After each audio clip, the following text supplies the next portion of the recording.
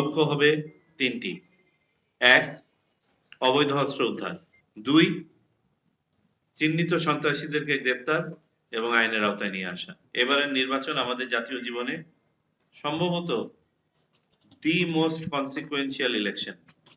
এটার ভালো হলে যেমন আমরা ভালো দেখে ইনশাল্লাহ একটা উত্তরণ ঘটাতে পারবো, এবং সেটাই হবে ইনশাল্লাহ।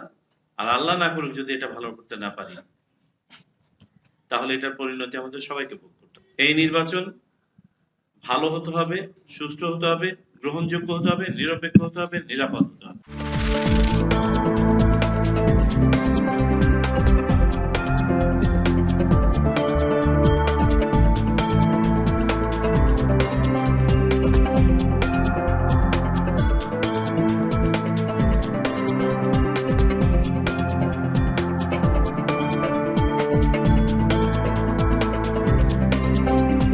ব্যবসায়ীদেরকে ইকোনমি যদি করতে হয়, ব্যবসায়ীদেরকে কিন্তু সাথে নিয়ে কিন্তু করা উচিত, এবং সেটাই কিন্তু আমরা ওনাকে বলেছি। এবং বাংলাদেশের জন্য সবচেয়ে ইম্পর্টেন্ট হলো যে এমপ্লয়মেন্ট ক্রিয়েট করা।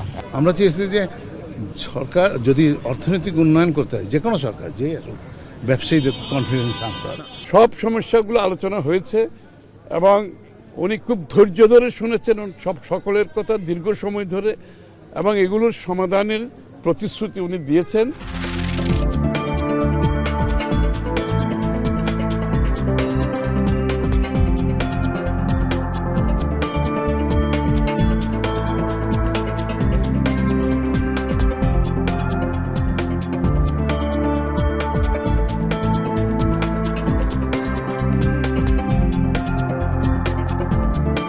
আমাদের নেতা জনাব তারেক রহমান সাহেব এখন ভারপ্রাপ্ত চেয়ারম্যান, কিন্তু আমার মনে হয় যে আমরা দু একদিনের মধ্যেই তাকে আমরা চেয়ারম্যান করতে পারবো, কারণ অলরেডি আমাদের যেহেতু আমাদের চেয়ারম্যান দেশনেত্রী বেগম খালেদা জিয়া আমাদের ছেড়ে চলে গেছেন, সুতরাং সেই জায়গায় অবশ্যই আমাদেরকে পূরণ করতে হবে।